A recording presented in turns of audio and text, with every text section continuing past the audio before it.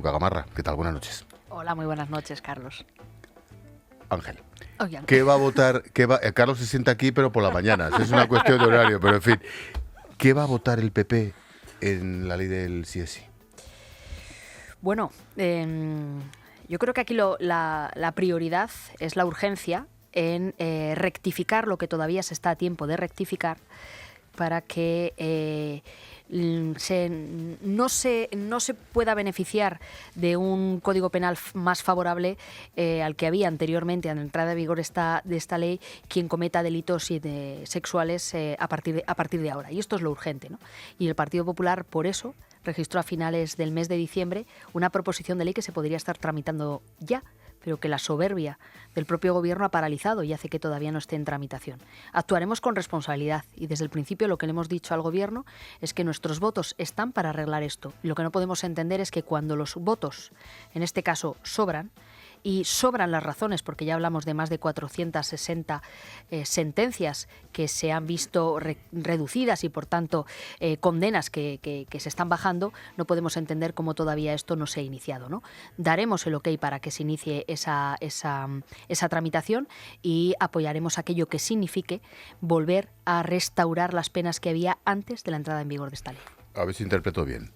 Si esta reforma, como han dicho ustedes, copia casi literalmente lo que presentó el PP, aunque sea tarde, el PP va a tener que votar que sí. Sí, porque evidentemente aquí solo hay una prioridad, ¿no? Y la prioridad es intentar rectificar lo que se ha hecho mal para que los delincuentes sexuales no puedan acogerse a ello y las mujeres se vean protegidas, ¿no? ¿Y cómo reciben cuando dice Patxi López o el propio presidente que con ustedes ni agua? Que si vienen, bienvenidos, que es un regalo. Bueno, pues la verdad es que uno tiene la sensación de que es una pura provocación para intentar evitar que apoyemos algo y que no salga adelante, y no lo podemos entender, ¿no? Pero lo que está claro es que cuando te mueve la responsabilidad y sabes que te debes de mover única y exclusivamente por lo que debes hacer y no por lo que las manifestaciones de Patxi López te puedan, pues al final, remover, te guías por el deber y no por Patxi López, ¿no? Porque si fuera por Patxi López, evidentemente no habría ningún tipo de acuerdo ni se rectificaría nada, pero las mujeres españolas yo creo que merecen que nosotros arrimemos el hombro para arreglar esto. Ayer comentaba con alguien del Partido Popular, comentaba la intervención, quiero recordar, en mayo pasado, y no recuerdo el apellido, y pido disculpas, de una diputada del Grupo Popular, Marta González. Marta González, que fue, viceconsejera en la Xunta o algo así con Feijóo, y luego se vino a Madrid y demás. Marta. Ella dijo, esto va a suponer tal. En aquel debate, alguien me ha recordado hoy, oye, pregúntale a Cuca Gamarra por qué hubo 4 votos del PP que votaron que sí a la ley. Bueno, pues porque a veces algunos se equivocan, no es por otra cuestión, errores humanos, ni más ni menos, ¿no? Pero el Partido Popular en este asunto, desde el primer momento hemos estado advirtiendo, eso es una de las grandes mentiras que tiene de la coalición e incluso del presidente del Gobierno cuando dice que esto ha sido algo inesperado. No, esto estaba advertido. El Partido Popular lo viene advirtiendo desde el primer momento, pero no solo el Partido Popular, el Consejo General del Poder Judicial, el Consejo de Fiscales, es decir, que han sido muchas las voces muy cualificadas las que advertían de que con las nuevas penas que se establecían en la ley del solo sí es sí, había delincuentes sexuales que se iban a beneficiar de ello.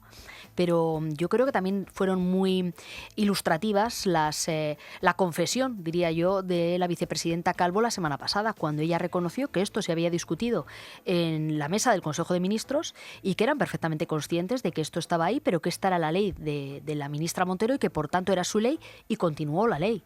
Luego han sido perfectamente responsables y conscientes de que esto iba a ocurrir y que podía ocurrir, ¿no? Recordemos que en aquella votación, corríjame si me equivoco, la CUP se abstuvo, les iba a parecer poco, PP y Vox votaron que no y esos 4 votos que se escaparon por ahí. Ese fue el resultado final. Todos los demás votaron que sí. Todos los demás votaron que sí. Entre ellos el PNV, Ciudadanos, en fin. La culpa, yo creo, es una opinión personal, ¿eh? Cuando esto se centra en Irene Montero, tiene razón, es la ministra. Pero aquí hay 200 y pico diputados que votaron que sí, ¿eh? Aquí hay, si no, no habría salido la ley. Evidentemente. Y hay todo un Consejo de Ministros con un presidente del Gobierno al frente que también tienen una responsabilidad. Por supuesto que hay una responsabilidad que es muy amplia y es solidaria, ¿no? Por un lado, de todo el Gobierno y por otro lado, sin duda, de todos los grupos parlamentarios que decidieron que esto no era relevante, ¿no? O no tenía por qué tener importancia. ¿Ve el gobierno de coalición rompiéndose antes de las generales? Bueno, yo creo que al gobierno de coalición lo que le mueve es el interés particular, ¿no? Y no el interés general. Y si en un momento determinado consideran que les beneficia ir separados a las generales, romperán. Pero no romperán porque haya motivos más, digamos, profundos que afecten a España, sino porque desde el punto de vista estratégico y de táctica electoral consideren que así les va a ir mejor al uno y al otro, distanciándose el uno del otro. Porque esto es lo que está ocurriendo. De hecho, cuando estamos escuchando estos últimos días al presidente del Gobierno hablar de yo me empeño en resolver las cuestiones, si no es porque las encuestas están dándole un desgaste por el efecto de que ya estemos cerca del 500.000 de delincuentes sexuales que se han beneficiado de una ley, yo creo que no estaría moviendo ni medio dedo, ¿no? Porque llevamos ya más de 4 meses. ¿Hay partido de cara a las generales o pueden pecar de exceso de confianza? ¿El Partido Popular exceso de confianza? Pregunto. Yo creo que no debemos pecar de exceso de confianza. En las elecciones hasta el último minuto, antes de que se cierren las urnas, son los ciudadanos los que deciden. Y el que se confía y cree que lo tiene ganado, hace mal, porque la confianza te la tienes que ganar día a día, ¿no? Y en ese sentido, el exceso de confianza nosotros no lo vamos a practicar porque sabemos que ese no es el camino. O sea, que sí, hay partido. Hay mucho partido, mucho partido. En primer lugar están las municipales y autonómicas y luego estará el partido, la segunda parte del partido, ¿no? Desde el punto de vista interno, cuando se reúnen en el comité correspondiente, el grupo parlamentario, cuando se reúne el Dream Team en torno a Feijóo, ¿qué dicen de las encuestas en general? Tanto las que publica determinada parte que les da empate y que gobernaría el PSOE, como otras encuestas, bien es cierto que la de mayoría, que dicen que ganan de calle o gobernarían más o menos cómodos, incluso las de Tezanos. ¿Qué dicen?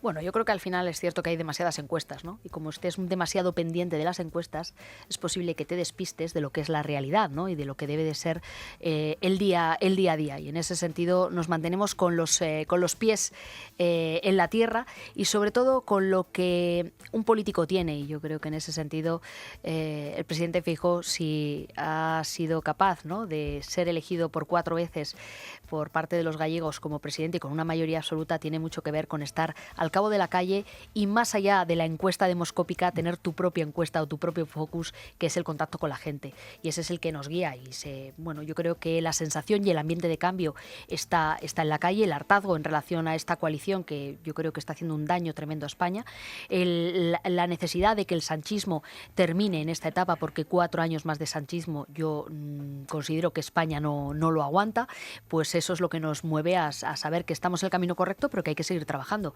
Que además esto no se trata de ganar en una urna, ¿no?, sino que se trata de mucho más, es de gobernar al día siguiente, y para eso hay que trabajar mucho, porque se trata de tenerlo todo preparado para impulsar las reformas que sean necesarias desde el primer minuto, y para eso no se empieza a trabajar el día siguiente de las elecciones, sino que tienes que llegar con el trabajo ya encaminado y a poder ser bastante hecho ya, ¿no?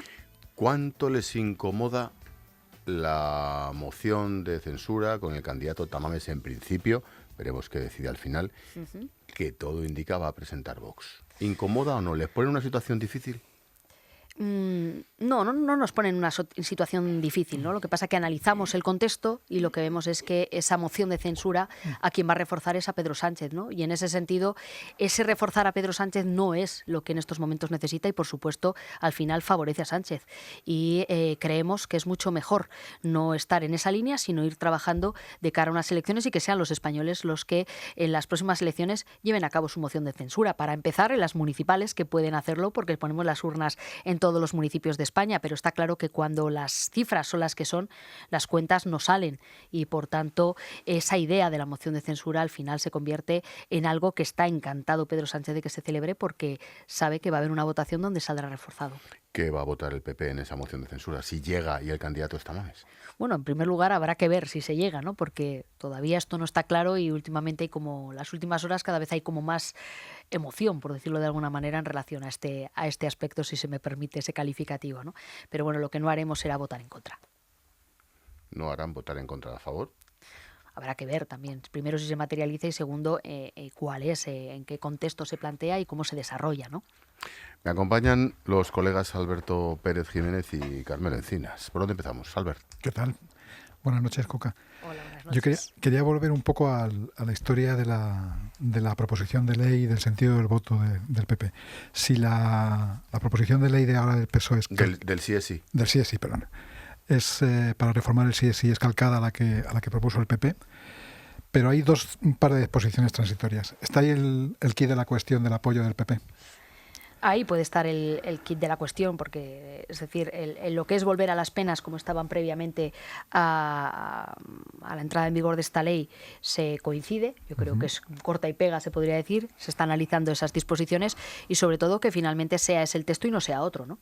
Porque, evidentemente, ya estamos acostumbrados a que las leyes en el Congreso, y sobre todo cuando vienen de la mano del Partido Socialista y de Podemos, vaya cambiando a lo largo, ¿no? A lo largo de la tramitación habrá que ver si se mantienen ahí. Y como están en esa bronca interna constante, que al final yo creo que no es lo que necesita la sociedad española, y menos en este asunto, habrá que ver finalmente cuál es el texto que se plantea, ¿no? Y en cuanto al nivel de interlocución que hay con toda esta bronca que ha habido, esta situación que ha habido, ¿qué nivel de interlocución hay desde Moncloa hacia Génova? Porque creo que, por ejemplo, cuando ha habido una total desconexión y el Feijóo no ha sido informado de casi nada de la guerra de Ucrania, ¿seguimos igual o cómo es? Pues esto seguro que sorprende a los oyentes, porque yo estoy convencida que los españoles queremos una interlocución entre el presidente del gobierno y el líder de la oposición. Eso es muy sano en democracia. Creo que eso enriquece y al final es el signo de la convivencia y de la manera de ser de los españoles. Y la interlocución es ninguna. Incluso en este asunto tan grave, la interlocución es ninguna. Esto no quita para que nosotros, siendo duros y contundentes en lo que va a ser, por supuesto, ¿no?, la exigencia de responsabilidades ante este desastre que tanto dolor está trayendo a la sociedad española, no vayamos a ser responsables a la hora de apoyar una rectificación y una solución, advirtiendo también que hay unos efectos que no tienen ya una posible solución. Es decir, que si finalmente se puede tramitar una reforma para poder volver a restituir las penas como las que había antes de esta ley, es decir, que nadie se pueda beneficiar de unas penas más bajas por delitos sexuales, la realidad es que vamos a seguir viviendo las revisiones de condenas y las bajadas de condenas, y también que muchos delincuentes sexuales vayan a salir de la cárcel porque se reducen sus condenas, porque hasta que no entre en vigor esa ley, pues no se podrá aplicar, y además solo se podrá aplicar a los delitos que se cometan a partir de ese momento. Pero todo lo previo... Los 4.000 de ahora pueden seguir presentes. Exactamente, entonces estamos en un momento en que los 4.000 de ahora pueden acogerse a esa revisión. Otra cosa es que puedan tener acceso y derecho a ella, pero la realidad es que todavía durante mucho tiempo la sociedad española va a seguir viviendo esas revisiones y ese efecto, que no es que sea un efecto no deseado, es que era un efecto advertido y que, por tanto, es responsabilidad de un gobierno asumir también responsabilidades políticas y pedir perdón a los españoles. Y el presidente del gobierno no ha hecho absolutamente nada en este sentido, ¿no? No pide disculpas a esas mujeres que ven cómo sus agresores tienen un trato más favorable. Carmelo. ¿Qué tal, señora Gamarra? Buenas noches. Entiendo que el boquete en la ley del solo sí es sí es una baza electoral de primer orden, para zumbarle además al gobierno, y que no paren. Pero ¿no teme que tanto foco sobre este asunto llegue a eclipsar las propuestas del Partido Popular para las próximas citas electorales? Por ejemplo, ya casi no oigo hablar de bajadas de impuestos ni del hundimiento de la economía. Tampoco no se habla prácticamente más que de la ley del solo sí es sí desde hace un montón de tiempo. Y digo que yo entiendo que hay que hablar porque el tema sigue vivo, esto es incuestionable, pero parece como que no hay otra cosa. Yo creo que este es uno de los asuntos que más ha movilizado a la sociedad española y que más rechazo ha generado en la sociedad española desde hace mucho tiempo. De manera unánime, además, esto no es una cuestión de derecha e izquierda, esto no es una cuestión social y esto no es una cuestión que nos afecta absolutamente a todos. Todavía yo no he encontrado a nadie que esté de acuerdo con que se reduzcan las penas a los delincuentes sexuales, ¿no? Y hay una realidad también, y es que si no se llega a poner el foco sobre este asunto, el Gobierno ni tan siquiera se estaría planteando en estos momentos rectificar todo esto, ¿no? Y bueno, habrá que buscar otros formatos también para seguir hablando de la alternativa y para seguir hablando de otras cuestiones. Pero es cierto que esto está marcando la preocupación por parte de la sociedad española. Lo que trato de decirles es que de alguna manera este tema tiene recorrido, porque lo tiene, porque parece que va a seguir coleando, pero es verdad que podemos llegar a las elecciones de mayo y lo que nos gustaría además a los españoles seguramente es conocer las propuestas de cada formación. Y prácticamente no hablan ustedes ya más que de esto porque entienden que han mordido. Solo le estamos preguntando nosotros. Es decir, yo no creo que, nosotros hablamos de muchos más temas, ¿no? Y la realidad es que, dice Ángel, ¿no? Estamos hablando fundamentalmente de este asunto porque preocupa y porque hay un interés especial en estos momentos, pero hay muchos más aspectos de los que hablar. Por ejemplo, este asunto ha cubierto la actualidad durante los últimos 4 meses, no es solo de esta semana. Es cierto que cuando se alcanzan cifras como casi los 500, evidentemente la gravedad, y no se reacciona, evidentemente la gravedad está ahí, ¿no?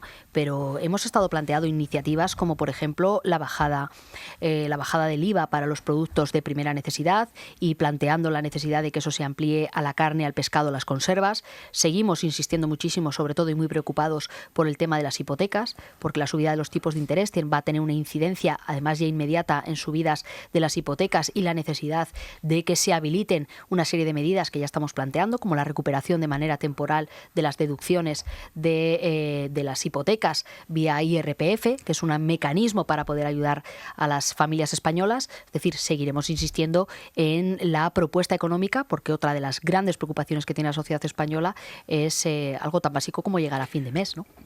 Meto un paréntesis, una opinión personal, esto no es una pregunta. Dios quiera, o la policía y la Guardia Civil, que no reincida ninguno de estos cerdos, ¿eh? O sea, me parecería ya la hecatombe. Y por desgracia, los forenses, los expertos dicen que, en fin, que con 30 o 40 sueltos en la calle, que pueden estar en el portal de casa, no sé, a mí me pone la piel de gallina pensando en mi hija, en mi mujer, en cualquiera de vosotras. Pero, en fin, cierro el paréntesis, es una opinión personal. Hay quien dice que el PP hace una oposición blanda, que Feijóo es blando, que es así como muy gallego y que haría falta más leña. Bueno, hay de todo. Hay otros que dicen, nos estáis pasando 4 pueblos, ¿no? No, hombre, pero eso lo dicen los del PSOE. Pero eso lo dicen, lo dicen los del gobierno. No. Hablo de el centro y la derecha.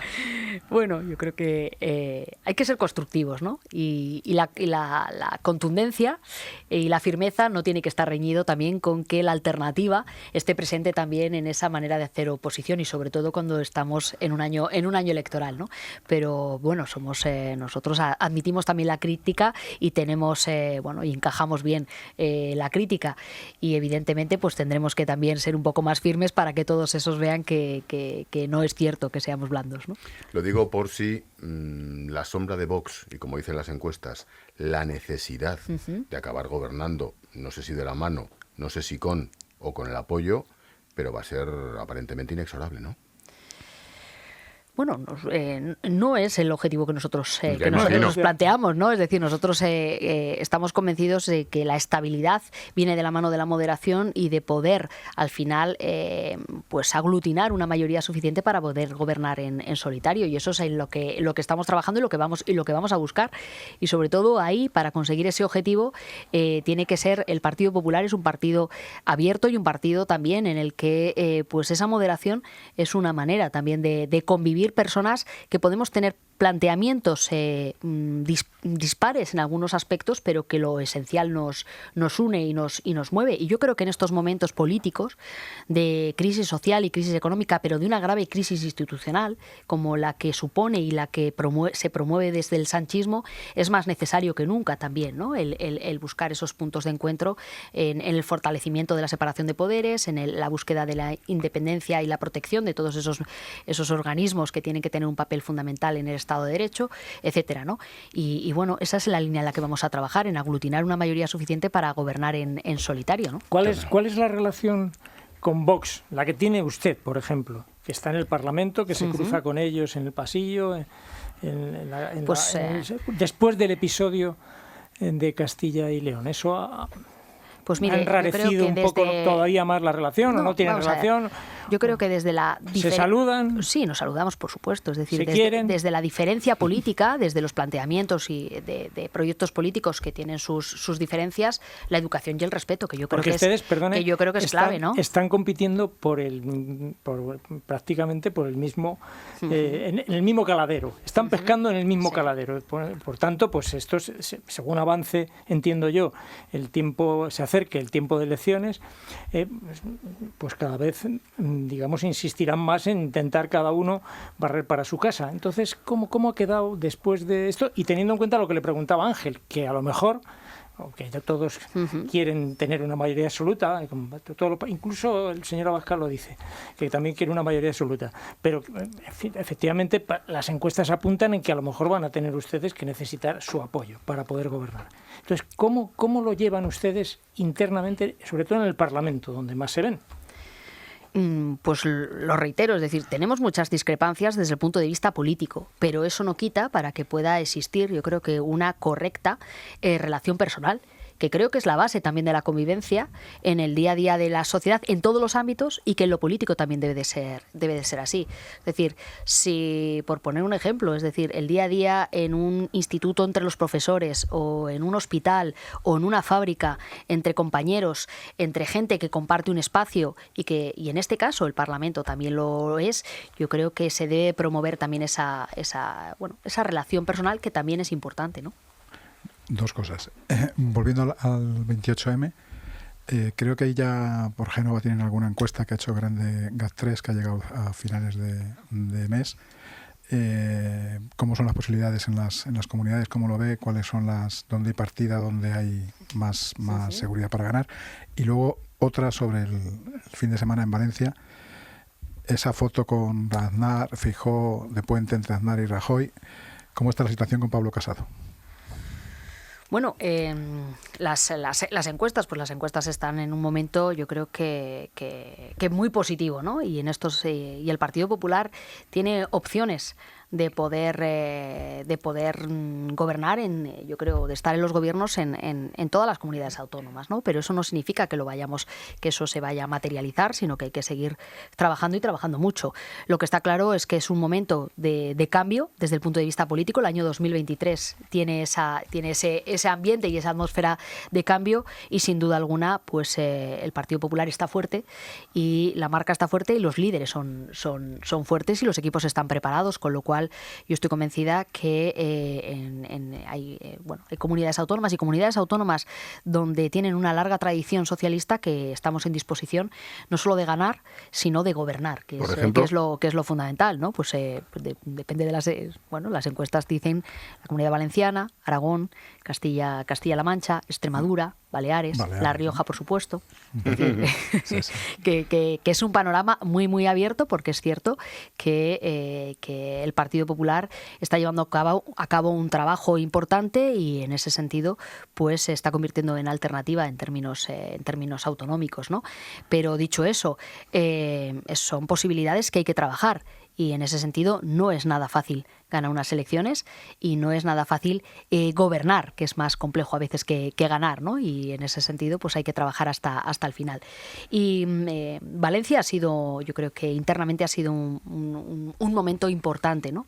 Y fundamentalmente de buena salud interna dentro del Partido Popular, que es uno de los elementos que garantiza que un proyecto sea atractivo también para los ciudadanos y para el votante, ¿no? Esa unidad y esas ganas y esa fuerza de saber que nos estamos jugando mucho por nuestro país, y que podemos hacerlo, y que estamos dispuestos a protagonizar un momento tan importante desde el punto de vista político y desde el punto de vista de país. Y la relación con Pablo Casado pues es una relación correcta, teniendo en cuenta que también es una persona que no se encuentra en el ámbito público y que no está ya en el ámbito político, ¿no? Una última cuestión. Cuca Gamarra, secretaria general del Partido Popular. Hemos hablado mucho de la ley del sí es sí. Ha habido, y va a haber, mañana tenemos otras leyes, no sé si decir ideológicas, para que se nos entienda, muy del programa del gobierno. Si llegan al gobierno, ¿qué van a hacer? Pues tendremos que rectificar muchas leyes. Algunas pues habrá que derogarlas, pero en otras pues habrá que retocarlas en aquello que ideológicamente pues están siendo francamente perjudiciales para la sociedad, ¿no? En estos momentos, en esta semana, se está votando en el Senado la ley trans, y esa es una ley que desde otros aspectos, pero también es una ley sobre la que ya se avisa de los efectos perjudiciales que puede tener para la sociedad española.